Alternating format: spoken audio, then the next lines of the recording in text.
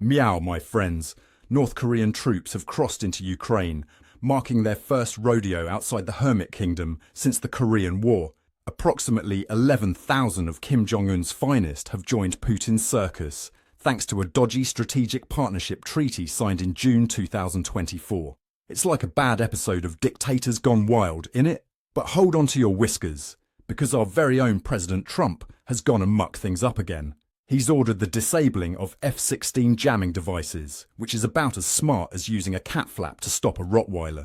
These jamming devices are crucial for disrupting enemy radar and communications, keeping our pilots safe from Russian air defences and long-range missiles.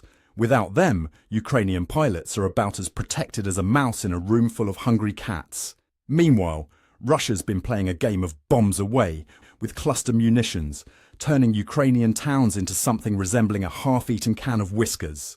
On March 5th, they dropped these nasty little presents on Chornobivka, killing at least 3 civilians and damaging over 60 residential buildings. These cluster bombs are about as indiscriminate as a drunk cat in a mouse house. They don't care who they hit, civilian or soldier. It's a right dodgy business that's turning the humanitarian situation into a complete dog's dinner. Now, let's talk about these North Korean troops. They're not exactly having a jolly holiday in Ukraine. Since late 2024, about 400 of them have already kicked the bucket, with over 3,600 nursing their wounds. It's like they've been chucked in at the deep end of a pool filled with piranhas. Ukrainian President Zelensky's not too chuffed about this turn of events. He said, and I quote, "We know about 10,000 soldiers of North Korea that they are preparing to send to fight against us." Blimey, he sounds about as happy as a cat in a bathtub. This unholy alliance between Putin and Kim isn't just a flash in the pan. It's been brewing like a dodgy batch of moonshine since at least 2023. Back in November that year, South Korea's National Intelligence Service reported that North Korea had supplied Russia with over 1 million rounds of artillery shells. Talk about mates' rates. But wait, there's more.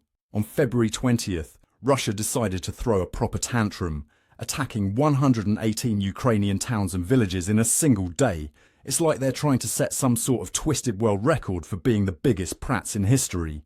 Now, if you're as gobsmacked by this turn of events as I am, give us a cheeky like and drop a comment telling us what you think Putin's playing at. Because let me tell you, if this motley crew of despots manages to pull off a win in Ukraine, we might as well roll out the red carpet for every tin-pot dictator with delusions of grandeur. But it's not all doom and gloom, my friends. In January, Ukraine received a shipment of Mirage 2000 fighter jets from France. It's like getting a new toy to play with, but in this case, the toy can blow things up. Let's hope they're as effective as catnip is on cats. Now, you might be wondering why North Korea's decided to stick its whiskers into this mess. Well, it's a bit like two alley cats teaming up against a bigger dog. They both hate the West, and Kim probably thinks he'll get some tasty economic treats from Putin for his help. Plus, it gives his troops some real combat experience, which is about as rare in North Korea as a vegetarian lion. The international community's response to all this has been about as effective as a paper umbrella in a hurricane. NATO countries are making a lot of noise, but it's mostly just hissing and no scratching. They're probably too busy trying to figure out how to deal with Trump's latest brainwave. Speaking of Trump, his decision to leave Ukraine defenseless is like inviting a fox into the henhouse and then taking away all the chicken wire. It's enough to make you wonder if he's playing for the other team. Maybe Putin's got some compromising photos of Trump dressed as a Russian blue cat? If this North Korean-Russian alliance succeeds, it could set off a domino effect that'd make the Cold War look like a friendly game of patter cake. We might see Iran and China getting ideas above their station, thinking they can push their luck without Uncle Sam stepping in. So there you have it, my friends. North Korea's joining the party, Trump's pulling plugs, and Ukraine's caught in the middle of this geopolitical game of cat and mouse. It's a right mess, and it's likely to get messier than a litter box after an all-you-can-eat buffet. We'll be back with more stories soon. I'm Ron de Parmesan, reporting for Newscats. Remember, in a world gone barking mad, sometimes you've got to be more cat.